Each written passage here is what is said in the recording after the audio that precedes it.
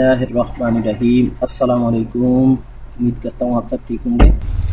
Dubai Ramzan मुबारक के बाबरकत महीने में हर मुसलमान नेकियां कमाने की फिक्र में नजर आता है और गुरबा और ज़रूरतमंदों की हर मुमकिन मदद करने की कोशिश करता है। ऐसा ही एक अनोखा अंदाज दुबई में भी देखा गया, जहां लोगों ने खाने की अशिया से बड़े फ्रिज घरों से बाहर निकाल कर रख दिए। ऐसे में पूरे दुबई में 100 से ज्यादा रमज़ान शेयरिंग फ्रिज रखे जा चुके हैं और इनमें हर रोज इजाफा हो रहा है। घरों से बाहर रख खाने से बड़े फ्रिज देखकर मजदूर और गुरबा आते हैं और अपनी मर्जी से फ्रिज में रखे पसंदीदा खानों से लुत्फअंदोज होते हैं। ज़रूरतमंद और गरीब अफराद को सहरी अफ्तारी करवाने का ये मुनफरद अंदाज न सिर्फ सवाब का जरिया है, बल्कि ऐसे अफराद जो घरों से दूर हैं और अफ्तारी का एहतमाम नहीं कर पाते, इनके लिए भी नहायत मौसर साबित हुआ।